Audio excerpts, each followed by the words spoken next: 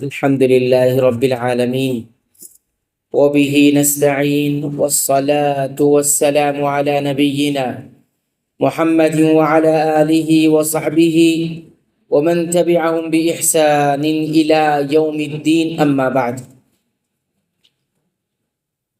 سورۃ البقرہ کی آیت نمبر 43 سے ہم نے کیا سیکھا اس کا ذکر کیا جا رہا تھا، اور اب تک 3 باتوں کا ذکر کیا جا چکا ہے۔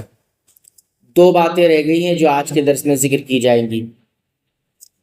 چوتھی بات اس آیت کریمہ سے یہ معلوم ہوتی ہے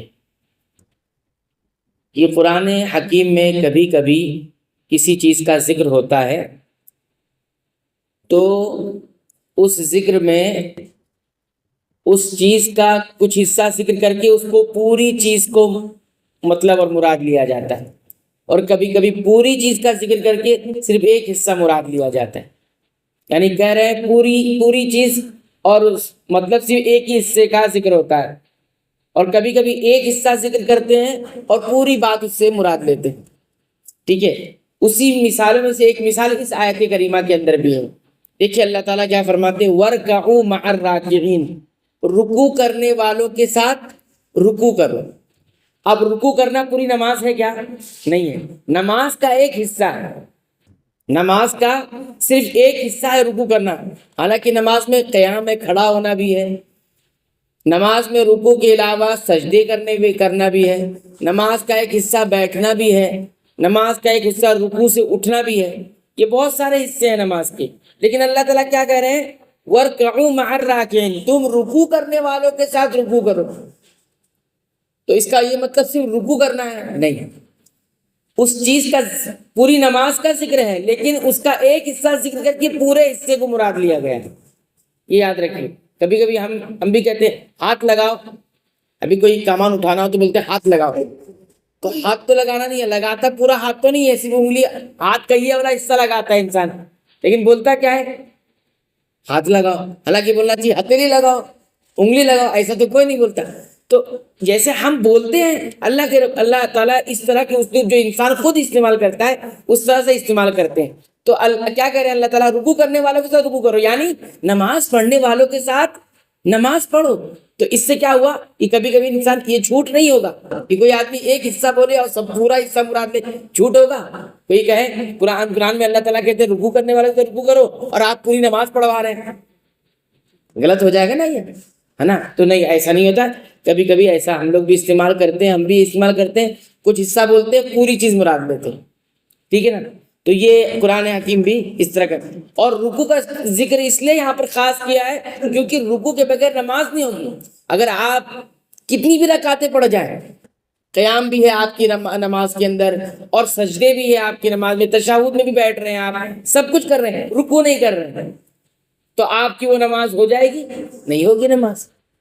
تو اہم حصے کو ذکر کر کے کبھی کبھی یہ ہوتا ہے بات بیان کی جاتی ہے، بہت اہم ہے یہ حصہ، حالانکہ پورا حصہ اہم ہے لیکن یہ بہت اہم ہے، کس طرح سے قرآن حکیم میں استعمال ہوتا ہے۔ تو اس کی ایک مثال یہاں موجود تھی جو ہم نے چوتھے نمبر کی بات میں اس کو ذکر کر دیا۔ 5ویں اور آخری بات اس آیت کریمہ سے کیا معلوم ہوتا ہے، وہ یہ معلوم ہوتا ہے کہ جماعت کے ساتھ نماز پڑھنا واجب ہے۔ مردوں کے لیے گھر سے نکل کر مسجد آ کر جماعت کے ساتھ نماز پڑھنا کیا ہے، واجب۔ ہاں، البتہ کسی عذر شرعی کی بنیاد پر، یعنی کوئی عذر ہے، کوئی شرعی عذر ہے واقعی میں، تب تو ایک الگ مسئلہ ہے، لیکن عام حالات میں مردوں کے لیے گھر سے نکل کر مسجد آنا اور جماعت کے ساتھ نماز پڑھنا کیا ہے، فرض، واجب ہے۔ یہ کچھ علماء نے اس آیت سے نکالا ہے، کیا فرمایا، وَأَقِیمُوا الصَّلَاةَ، تم صلاۃ قائم کرو۔ پھر اس کے بعد کیا، وَارْكَعُوا مَعَ الرَّاكِعِينَ، ہے نا، بیچ میں زکوٰۃ کا حکم کیا، پھر کیا کہا، وَارْكَعُوا مَعَ الرَّاكِعِينَ، تم رکوع کرنے والوں کے ساتھ رکوع کرو۔ تو نماز قائم کر سکتے تھے، گھر میں بھی قائم ہو سکتی تھی، کہیں اور بھی قائم ہو سکتی تھی، لیکن کہا رکوع کرنے والوں کے ساتھ رکوع کرو، مطلب جماعت بنا کر تم صلاۃ قائم کرو۔ یہ کچھ علماء نے یہ بات کہی ہے، حالانکہ جماعت کے ساتھ نماز ادا کرنا واجب ہے، اس کی دوسرے بہت سارے دلائل ہیں، لیکن ان دلیلوں میں ایک دلیل کا ذکر یہ آیت کریمہ بھی ہے، اس لیے کچھ علماء کے نزدیک کچھ علماء نے یہ بات کہی کہ اس آیت سے ہمیں کیا دلیل ملتی ہے کہ با جماعت نماز ادا کرنا واجب ہے مردوں پر۔ اب تو یہ کہے کہ مریم علیہ السلام سے تو بھی کہا گیا تھا نا، یا مریم اقنتی لربک واسجدی وارکعی مع الراکعین، اے مریم تم سجدے اپنے رب کی فرما برداری کرو، سجدہ کرو، رکوع کرو، رکوع کرنے والوں کے ساتھ۔ تو مریم علیہ السلام کو کیا رکوع کرنے والوں کے ساتھ رکوع کرنے کا حکم دیا گیا؟ تو اس کا مطلب یہ ہوا کہ عورتوں پر بھی جماعت فرض ہے، کوئی کہہ سکتا ہے نا؟ حالانکہ ہم دیکھتے ہیں کہ عورتوں کے لیے جماعت فرض نہیں ہے، عورتوں کے لیے جماعت فرض نہیں ہے، یہ کس کے لیے ہے؟ مردوں کے لیے ہے، ٹھیک، کیونکہ سنت سے ثابت ہو گیا کہ عورتوں کے لیے جماعت فرض نہیں، بلکہ وہ گھر میں تنہا پڑھیں گی، گھر میں وہ یہ الگ مسئلہ ہے کہ گھر میں اگر جماعت بنا کر پڑھ رہی ہے تو جائز ہوگا کہ نہیں جائز ہوگا، یہ الگ مسئلہ ہے، لیکن اس کے لیے ان کے لیے اصل نماز کیا ہے؟ گھر میں پڑھیں گی اور تنہا پڑھیں گی، وہ جماعت سے بنائیں، جماعت ان کے لیے واجب نہیں ہے، پڑھ لیا الگ مسئلہ ہے، گھر پہ اپنی جماعت نہیں عورتوں کی جماعت ہوگی تو ایک الگ مسئلہ، لیکن ان کے لیے کیا ہے؟ وہ ان کے لیے جماعت نہیں ہے بلکہ تنہا پڑھنا، لیکن مردوں کے لیے کیا ہے؟ جماعت کے ساتھ اگر۔